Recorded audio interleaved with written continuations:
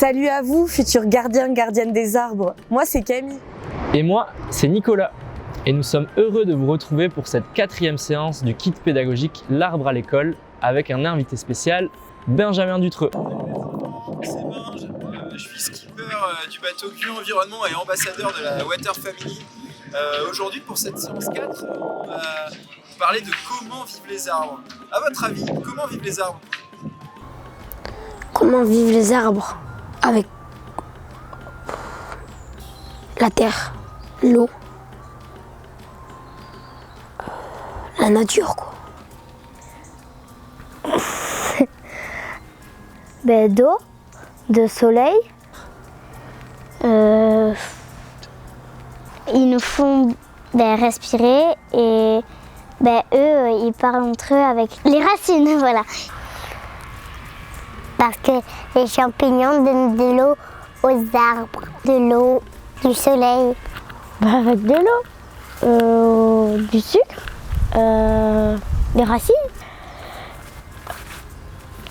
du CO2. C'est ce que nous allons voir lors de cette séance, les enfants. Vous, futurs écologues et scientifiques, est-ce que vous êtes prêts, prêtes à relever le 4e défi du kit pédagogique L'arbre à l'école et nous aider à découvrir comment vivent les arbres? Allez, c'est parti!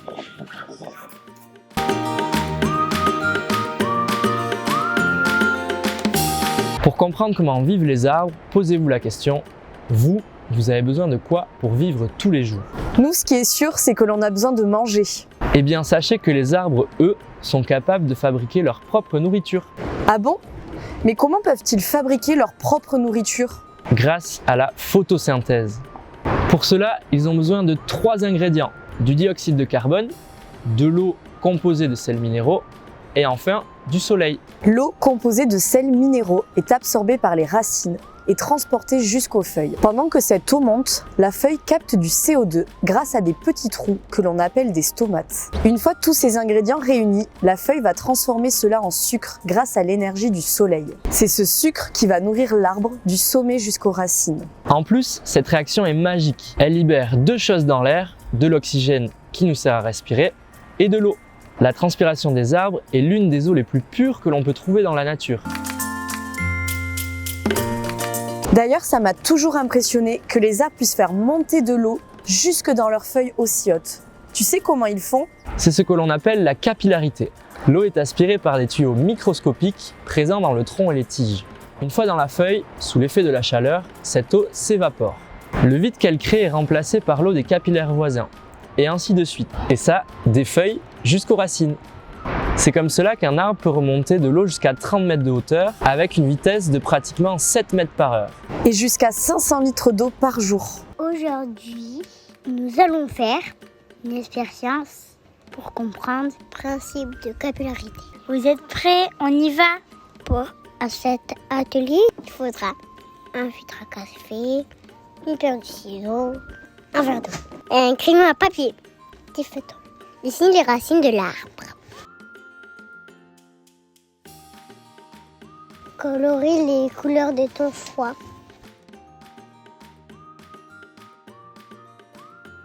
Découpe ton arbre.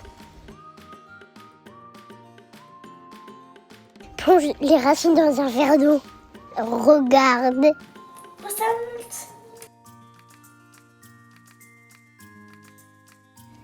C'est le principe de capillarité.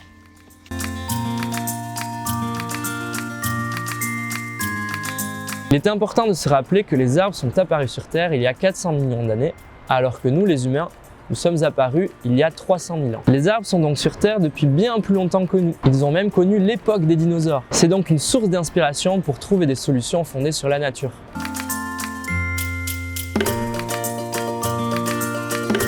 Par exemple, à bord d'un bateau, on n'est pas parfait, on n'est pas aussi bon que les arbres, mais on s'en inspire beaucoup de leur mode de vie.